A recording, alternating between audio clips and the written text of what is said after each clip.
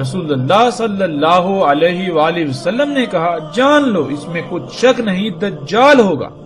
اس کی لمبائی 40 گز ہوگی پہلے گز سے، اس کے نیچے ہوگی بوجھ اٹھا کر چلنے والی چاند جیسی سواری، جیسے چاند زمین کے گرد گھومتا ہے اسی طرح دجال کا گدھا یعنی بوجھ اٹھا کر چلنے والی سواری بھی زمین کے گرد فضا میں سفر کرے گی۔ لمبے ہوں گے اس کے سب کان، اس کے کانوں سے 30 گز، اس کے گدھے کے ایک کھر سے دوسرے کھر کے درمیان جو فاصلہ ہوگا وہ دن اور رات کا فاصلہ ہوگا۔ زمین اس کے لیے سکیڑ یعنی لپیٹ دی جائے گی، یعنی سالوں کا سفر دنوں، گھنٹوں اور منٹوں میں طے کرے گا انتہائی تیز رفتاری سے۔ اپنے ید یعنی اپنی قوت سے بادلوں کو چھوئے گا، ان سے اوپر نکل جائے گا اور سورج پر سبقت لے جائے گا اس کے چھپنے کی طرف۔ اس کے آگے دھوئیں کا پہاڑ اور پیچھے سرسبز پہاڑ ہوگا۔ چیخے گا آواز کے ساتھ، اس کی آواز کو سن لیں گے جو بھی اس کے پروں کے ساتھ زمین سے اڑنے کے مقام سے لے کر واپس زمین پر نیچے اترنے کے مقام کے درمیان آئیں گے، یعنی ٹیک آف سے لینڈنگ تک کے درمیان آنے والے سب لوگ اس کی چیخنے کی آواز کو سنیں گے۔ ناظرین، یہ واحد ہوائی جہاز ہی ایسی شے ہے جس میں یہ تمام کی تمام خصوصیات پائی جاتی ہیں۔ ذرا تصور کریں کہ جب ان چیزوں کا کوئی تصور تک بھی نہیں کیا جا سکتا تھا، اگر اس وقت کسی نے ان اشیاء کے بارے میں بتانا ہوتا تو کیسے الفاظ میں بتایا جاتا؟ یقیناً ان الفاظ سے بہتر اور کوئی الفاظ نہیں ہو سکتے، اس لیے ان الفاظ کا اگر کوئی مصداق ہے تو یہی موجودہ ہوائی جہاز ہیں، اور اگر یہ نہیں تو پھر ایسا کچھ بھی نہیں آئے گا یہاں تک کہ ساتھ بھی قائم ہو جائے گی۔ یہ جہاز ہی ہیں جن کے کانوں کی لمبائی اتنی ہی ہوتی ہے۔ اس روایت کے علاوہ مختلف روایات میں کانوں کی لمبائی بھی مختلف آئی ہے، کہیں پر 70 گز تو کہیں پر 40، کہیں ان سے بھی کم یا زیادہ کا ذکر ہوا۔ جیسے انسان کے کان کو دیکھا جائے تو ان کی باہر کو نکلی ہوئی لمبائی چند سینٹی میٹر ہوتی ہے، بالکل اسی طرح دجال کے گدھے کے کان، جنہیں پر بھی کہتے ہیں، جہاں سے وہ شروع ہوتے ہیں اور ان کے آخری سرے تک اتنی ہی لمبائی بنتی ہے۔ یہ ہوائی جہاز ہی ہیں جو زمین کے گرد اسی طرح گھومتے ہوئے سفر کرتے ہیں فضا میں جیسے چاند زمین کے گرد گھومتا ہے۔ یہ ہوائی جہاز ہی ہے کہ جب سفر کرتا ہے تو اتنی تیز رفتاری سے سفر کرتا ہے کہ گویا اس کے لیے زمین سکیڑ دی گئی، اور اس کے علاوہ بھی جتنے بھی دجال کے سواری کے ذرائع ہیں ان سب کے لیے زمین سکیڑ دی جاتی ہے، زمین سکڑ جاتی ہے، یعنی ان کی رفتار اتنی تیز ہوتی ہے کہ بہت کم وقت میں بہت زیادہ فاصلہ طے کر لیتے ہیں۔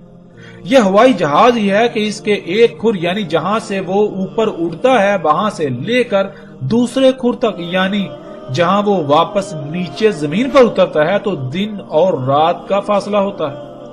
جیسے کوئی جہاز جاپان سے اڑ کر امریکہ جاتا ہے تو اس کے ایک کھر سے دوسرے کھر کے درمیان دن اور رات کا فاصلہ ہوتا ہے۔ اسی طرح درجنوں روٹس ایسے ہیں کہ جب دجال کا گدھا قدم اٹھاتا ہے تو وہ واپس زمین پر قدم تب رکھتا ہے کہ درمیان میں دن رات گزر جاتا ہے۔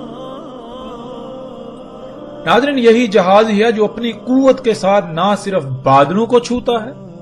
بلکہ ان سے اوپر نکل جاتا ہے۔ ناظرین، یہ جہاز ہی ہے جب یہ اڑتا ہے تو اس کے سامنے غیر معمولی مقدار میں دخان یعنی طرح طرح کی گیسیں ہوتی ہیں،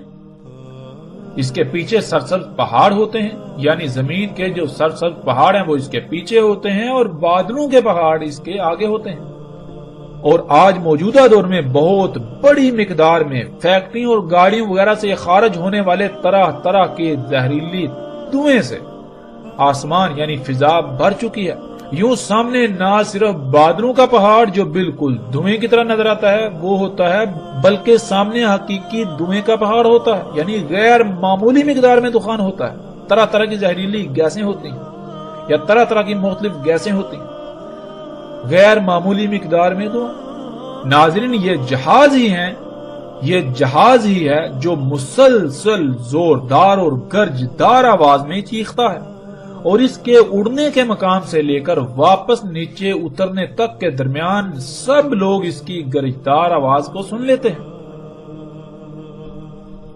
اور سکرین پر نظر آنے والی تصاویر میں آپ ایک ایک منظر کو اپنی آنکھوں سے دیکھ سکتے ہیں۔ رسول اللہ صلی اللہ علیہ وآلہ وسلم نے کہا، سمندر میں تیرے گا تو سمندر اس کے ٹخنوں تک ہوگا۔ ناظرین، یہ مناظر بھی آپ اپنی آنکھوں سے دیکھ سکتے ہیں۔ یہ دجال کا حمار جو بڑے بڑے سمندری جہاز ہیں، بحری جہاز، جب یہ سمندر میں داخل ہوتے ہیں، سمندر میں تیرتے ہیں تو پانی بالکل ان کو ایسے ہوتا ہے جیسے کہ آپ کسی چھوٹی سی پانی کی نالی میں داخل ہو جائیں تو پانی آپ کے ٹہنوں تک ہو۔ پھر آگے رسول اللہ صلی اللہ علیہ وآلہ وسلم نے کہا، پکارے گا آواز کے ساتھ، اس کی آواز سنیں گے جو اس کے اڑنے سے لے کر واپس نیچے زمین پر اترنے کے درمیان ہوں گے۔ کہے گا، اے میرے مشن میں میرے معاونین، اے میرے مشن میں میرے معاونین، میری طرف کھینچے چلے آؤ، میری طرف کھینچے چلے آؤ، پس میں ہی ہوں وہ جس نے تمہیں خلق کیا، پس تمہاری جو ضروریات تھیں وہ سب خلق کیا، اور میں ہی ہوں جس نے قدر میں کر دی رہنمائی، یعنی تم دنیا میں کس مقصد کے لیے ہو، تمہیں کس مقصد کے لیے خلق کیا گیا اور وہ مقصد کیسے پورا ہوگا۔ وہ میں ہی ہوں جس نے تم پر وہ مقصد واضح کیا، اور میں تمہارا رب ہوں، سب سے اوپر والا۔ ناظرین، یہی جہاز جب اڑتا ہے تو اڑنے سے لے کر واپس نیچے زمین پر اترنے کے درمیان ہر سٹاپ پر آواز لگاتا ہے، اعلانات کیے جاتے ہیں، فلاں وقت روانگی ہے، گیٹ کھل گیا، جہاز میں سوار ہو جائیے، وغیرہ وغیرہ۔ اور اس کے اڑنے سے لے کر نیچے اترنے تک نہ صرف اس کے اندر موجود سب لوگ اس کی آوازیں سنتے ہیں، بلکہ جب یہ سفر کر رہا ہوتا ہے تو اتنی اونچی گرجدار آواز پیدا کرتا ہے کہ سب کے سب لوگ جو بھی اس کے اڑنے سے لے کر واپس اترنے کے درمیان آتے ہیں وہ سب ہی اس کی گرجدار آواز کو سنتے ہیں اور اس کی طرف متوجہ ہو جاتے ہیں۔ یہی ٹیکنالوجی، یہی ایجادات ہیں جو آج سب کچھ خلق کر رہی ہیں، جن سے آج سب کچھ خلق ہو رہا ہے۔ حتیٰ کہ انسان جس نطفے سے وجود میں آیا اور آ کر پروان چڑھ رہے ہیں، وہ سب کا سب رزق اسی ٹیکنالوجی کا پیدا کرتا ہے، اسی ٹیکنالوجی سے خلق کرتا ہے۔ اور جب انسانوں نے اسے اپنا رب بنایا ہوا ہے تو پھر دنیا میں انسانوں کی اکثریت کو یہ علم ہی نہیں کہ انہیں کس مقصد کے لیے خلق کیا گیا، بلکہ ہر ایک کے سامنے یہی مقصد ہے کہ وہ دنیا زیادہ سے زیادہ کمائے، یہی ٹیکنالوجی حاصل کرے، یہی اشیاء حاصل کرے، یہی ایجادات کرے، یہی طرح طرح کی مشینیں حاصل کرے، مختلف آسائشوں، سہولتوں اور آسانیوں کے نام پر۔ یوں محمد رسول اللہ صلی اللہ علیہ وآلہ وسلم نے ایک ایک لفظ سچ کہا جو آج ہماری آنکھوں کے سامنے ہے۔ اے اللہ کے نبی محمد رسول اللہ صلی اللہ علیہ وآلہ وسلم، آپ نے بالکل سچ کہا تھا، آپ نے بالکل سچ کہا تھا، آپ نے بالکل سچ کہا تھا۔ رسول اللہ صلی اللہ علیہ وآلہ وسلم نے کہا، دجال کے گدھے کے کانوں کے درمیان 40 گدھ ہوں گے اور اس کے